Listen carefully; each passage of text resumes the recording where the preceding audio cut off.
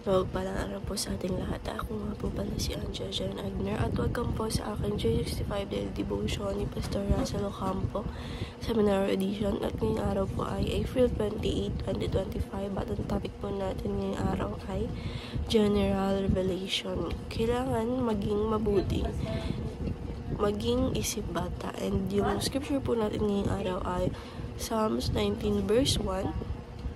Sabi po dito, for the director of music, a psalms of David. The heavens declare the glory of God. The skies proclaim the work of His hand. Sa Tagalog po. Kata ni David upang awitin ng punong mag-aawit, mga kaluwalhatian ng Diyos ay ipinapahayag ng kalangitan. Ang ginawa ng kanyang kamay ay pinapakita ng kalawakan.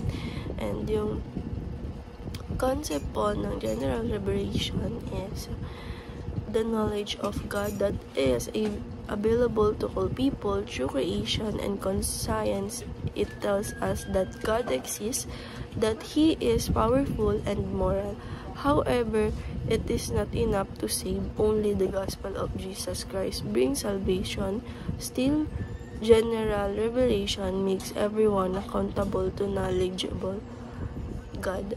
And yung general revelation, meron po yung tatlong part. Yung heart, conscience reveals God moral law. Yung number 2 po, mind reasons reveal God's law of logic. Number 3 po, creation.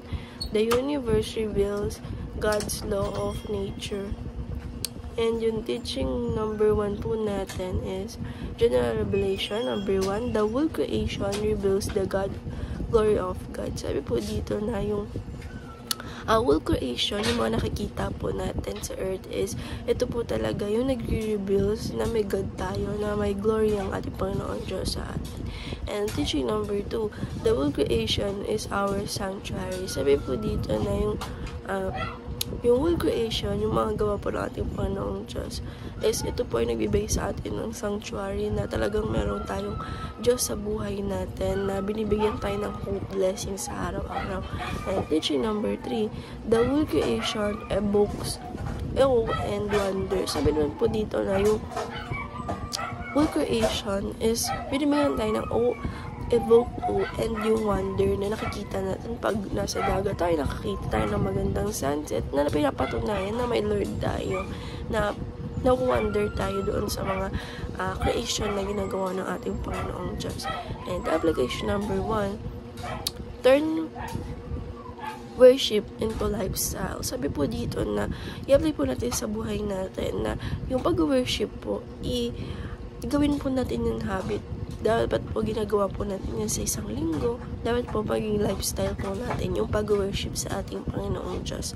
And application number 2, view the whole creation as a place of worship. Sabi po dito na i-apply po natin sa sarili natin, na i-view po natin yung whole creation na ito po yung place na nag-worship tayo lagi sa ating Panginoong Diyos kahit wala po tayo sa simbahan.